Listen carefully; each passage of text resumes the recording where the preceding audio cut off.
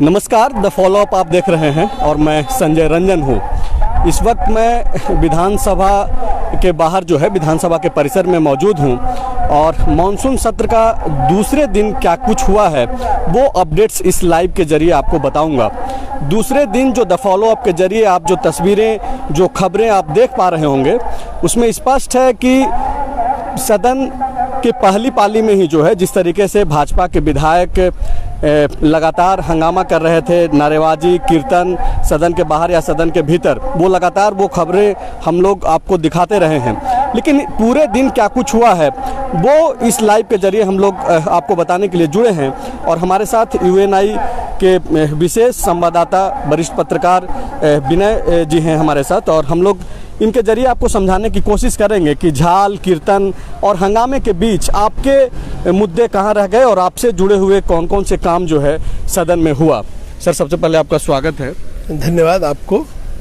क्या कुछ हुआ आज? तो ज़्यादातर हंगामा देखने को मिला, पहली पाली में भी और दूसरी पाली में भी, यहाँ तक कि मंगलवार तक के लिए सदन को स्थगित भी कर दिया गया। महंगाई पे जो एक मुद्दा तय हुआ था चर्चा के लिए दूसरी पाली में, उस पर चर्चा भी पूरे तरीके से अगर देखा जाए तो नहीं हो पाया। देखिए, इसलिए चर्चा नहीं हो पाई कि चूंकि विपक्ष का कहना था कि जो कार्य मंत्रणा समिति की बैठक हुई थी उसमें दो मुद्दों पर, बेरोजगारी पर भी चर्चा की बात थी, तो बेरोजगारी इसमें शामिल नहीं किया गया। केवल आप महंगाई के पर चर्चा करा रहे हैं तो कार्य मंत्रणा समिति की क्या उपयोगिता है। हालांकि प्रदीप यादव ने कहा कि कार्य मंत्रणा समिति में जो निर्णय लिए जाते हैं उसमें सदन नेता और विपक्ष के नेता तय करते हैं, मिलकर विषय तय करते हैं। तो विपक्ष अपनी जिद पर अड़ा हुआ था और इसके कारण वो हंगामा कर रहा था, नारेबाजी कर रहा था, शोरगुल कर रहा था और पूरा सदन आज दिन भर अव्यवस्थित रहा। हालांकि स्पीकर रविन्द्रनाथ महतो ने हर संभव प्रयास किया सदन को व्यवस्थित कराने का, लेकिन सफलता नहीं मिल पाई।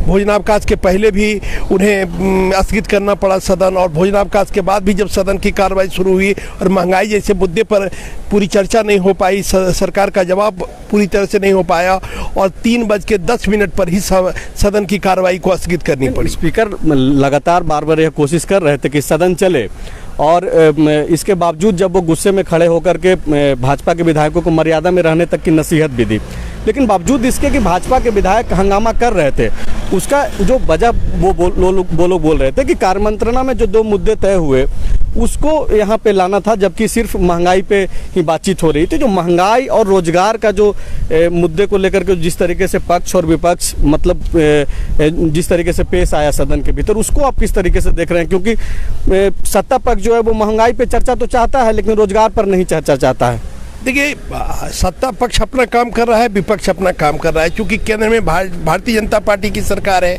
और भारतीय जनता पार्टी के नेता नहीं चाहते हैं कि महंगाई पर ज़्यादा चर्चा हो, क्योंकि उसमें उनकी फजीहत होगी, जबकि महंगाई भी एक बहुत बड़ा मुद्दा है।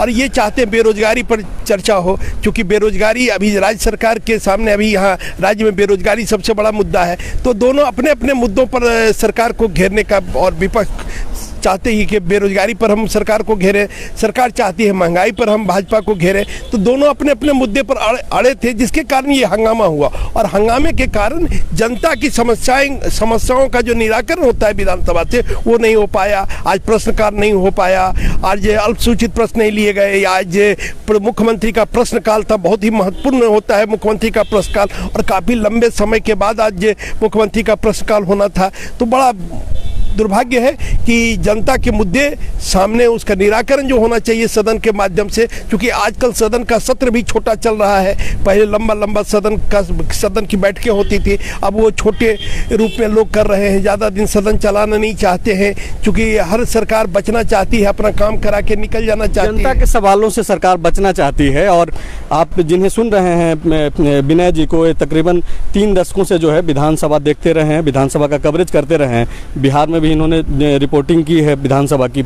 यहाँ पर जिस तरीके से इन्होंने कहा कि मुख्यमंत्री प्रश्नकाल होना था वो नहीं लिया गया, हालांकि इस पे भी मुख्यमंत्री जब पहली पाली के बाद जब लंच लिया गया तो उसके बाद जो है वो मीडिया से बातचीत करते हुए उन्होंने कहा कि जिस तरीके से भाजपा के विधायक नारेबाजी कर रहे हैं, जय श्री राम के नारे लगा रहे हैं, लेकिन उनके मन में राक्षस है और यही वजह है कि वो जनता के सवालों को लेने नहीं देना चाहते हैं। जबकि मुख्यमंत्री यह बोल रहे थे कि वो पूरी तैयारी के साथ आए थे कि वो जनता के सवालों का जवाब देंगे, लेकिन इन दोनों के बयानों के बीच में सत्ता पक्ष और विपक्ष के बयानों के बीच में जिस तरीके से आपके मुद्दे गौन हो रहे हैं, उस पे हम सर से समझना चाह रहे हैं कि सर ये जो बातचीत हुई कि महंगाई और रोजगार को लेकर के जिस तरीके से आपस में सत्ता पक्ष और विपक्ष के लोग लड़े, पहली पाली में आपको कुछ ऐसा लगा कि कुछ एक काम हुआ है जनता के लिए, एक अनुपूरक बजट लेकर के सरकार आई? देखिए, प्रथम अनुपूरक बजट लाना सरकार की बाध्यता थी, सरकार की आवश्यकता थी, तो सरकार अपना काम कराने में सफल हो गई।